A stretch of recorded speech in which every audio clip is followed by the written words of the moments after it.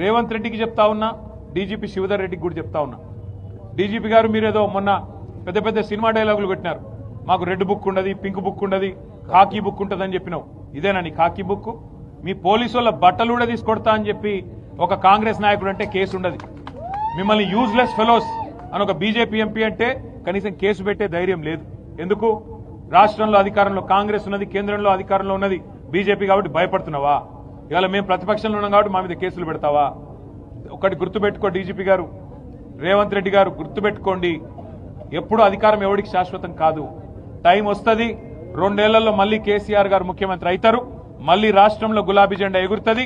ఈ అరాచకాలకి ఖచ్చితంగా చరమగీతం పాడే సత్తా ఆ రోజు మాకుంటది. అప్పుడు మీరు ఏ కలుగులో దాక్కున్నా ఇట్లా అరాచకాలు చేసిన అధికారులు గాని, అరాచకాలు చేసిన మంత్రులు గాని, ఇవాళ ప్రజాప్రతినిధులుగా ఉన్నవాళ్ళు గాని ఎవరైనా సరే ప్రజాస్వామ్యాన్ని, చట్టాలను, న్యాయాన్ని, రాజ్యాంగాన్ని తుంగలో దొక్కుతా ఉన్నారో వారందరినీ కూడా వదిలిపెట్టకుండా మళ్లీ న్యాయస్థానాల ముందు ప్రవేశపెట్టే బాధ్యత మాది. గౌరవించండి, ప్రజల తీర్పును గౌరవించండి. కేతన్పల్లి మున్సిపాలిటీలో వెంటనే ఎన్నికలు పెట్టాలని మేము డిమాండ్ చేస్తా ఉన్నాం.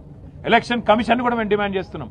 కేతన్పల్లిలో, అట్లాగే మరి ఇబ్రహీంపట్నంలో, ఖానాపూర్లో ఎక్కడెక్కడైతే ఎన్నికలు పెండింగ్ లో పెట్టారో వెంటనే ఎన్నికలు పెట్టండి, నిజాయితీగా పెట్టండి. అవసరమైతే ప్రత్యేకంగా సీనియర్ అధికారులను పర్యవేక్షకులుగా పెట్టండి, సీసీ కెమెరాలు పెట్టండి, శాంతి భద్రతలు పరిరక్షించే విధంగా చర్యలు తీసుకోండి, నిజాయితీగా ఎన్నిక జరిగే విధంగా చూసుకోండి.